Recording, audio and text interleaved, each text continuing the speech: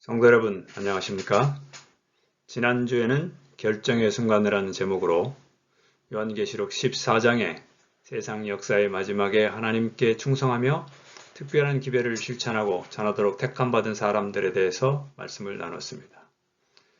하나님께서는 이들에게 이 특별한 기별을 전하게 하셨고 이 기별들을 받아들인 여부에 따라서 사람들의 운명이 결정될 것이라고 알려주셨습니다. 이번 주는 제3과 영원한 복음입니다. 우리가 잘 아는 계시록 14장 6절의 말씀 기억절 같이 한번 읽어보겠습니다.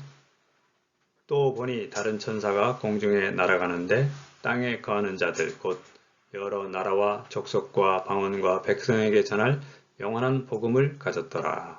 계시록 14장 6절 말씀. 세 천사의 기별은 예수님께서 요한에게 보여주신 계시 중에 마지막 기별입니다. 이 기별은 재림교회의 특징이고 우리 교회가 꼭 필요한 이유이기도 합니다.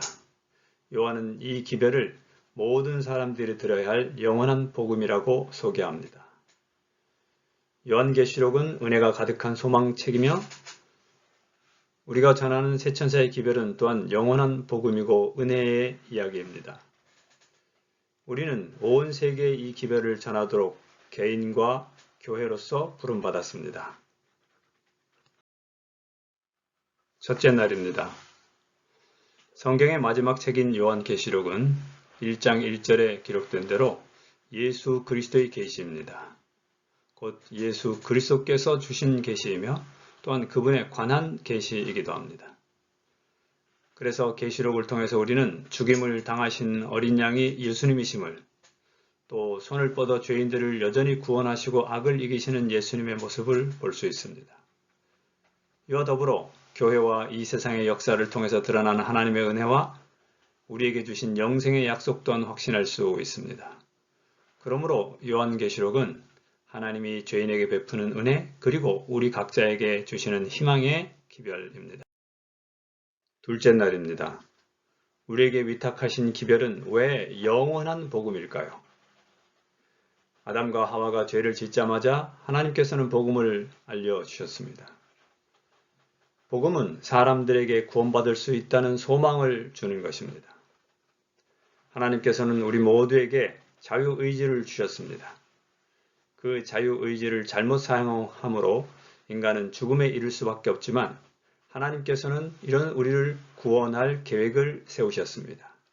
그 계획은 죄를 범한 이후가 아니라 벌써 그 이전부터 하나님께서 마련해 놓으셨기 때문에 우리는 이 복음이 영원한 것이라고 말할 수 있습니다. 셋째 날입니다. 우리가 전하는 기별은 영원한 복음일 뿐만 아니라 은혜의 이야기이기도 합니다. 사도 바울은 복음이란 무엇인가에 대해 말하고 있습니다. 예수님께서 우리 죄를 대신해서 죽으시고 부활하신 것이 바로 그것입니다. 바울은 로마서에서 은혜와 복음의 관계를 자세히 설명하고 있는데 우리는 하나님의 은혜로 아무 대가도 드리지 못하고 의롭게 되었으며 하나님의 의로우심은 우리를 위한 그분 안에 찾을 수 있으며 예수님을 믿고 받아들이는 사람은 하나님께서 은혜로 주시는 의로움을 받는다고 말합니다. 끝으로 아직 우리가 죄인 되었을 때에도 하나님은 우리에게 사랑을 실천하셨다고 강조하고 있습니다. 넷째 날입니다. 우리는 이렇게 영원하고 은혜로운 이 복음을 전하도록 부름받았습니다. 예수님께서는 제자들에게 모든 민족에게 복음을 전하라고 명령하셨습니다. 그리고 하늘로 가시기 직전에 약속하시기를 이 복음의 씨가 자라나서 땅끝까지 퍼져나갈 것이라고 분명히 약속하셨습니다. 우리는 이 마지막 시대에 위대한 사명을 이어받은 상속자들입니다. 우리는 아직 예수님을 모르고 소망과 하나님의 은혜가 필요한 사람들을 도와주어야 합니다. 다섯째 날입니다. 교회는 선교하는 공동체입니다. 계시록 10장에는 첫 번째로 큰 환난을 당하고 두 번째 온 세상에 복음을 전한 남은 무리에 대한 예언이 나옵니다. 첫 번째 예언은 1844년 밀러를 따르던 무리들의 큰 실망을 통해 성취되었습니다. 예언의 두 번째 부분은 1814년에 대총회가 첫 번째 선교사인 제인 앤드루스를 파송하면서부터 시작되었습니다. 그러므로 교회는 선교하는 공동체입니다.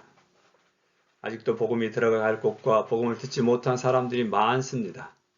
그러면 우리는 우리 개인으로서 또 교회 공동체로서 이 사명을 위해 무엇을 할 수 있을까요? 하나님의 은혜의 보물과 헤아릴 수 없는 예수님의 선물들을 이 세상에 나누어주는 살아있는 관리자가 되는 것은 우리 모두에게 특별한 것이다. 예수님께서는 가장 원하시는 것은 이 세상에 당신의 영과 성품을 보여줄 사람이다. 구원하시는 주님의 사랑이 사람의 인격을 통해서 알려지는 것보다 이 세상이 더 필요로 하는 것은 없다. 온 우주는 사람들의 마음에 기쁨과 축복의 거룩한 기름을 부어줄 사람을 기다리고 있다.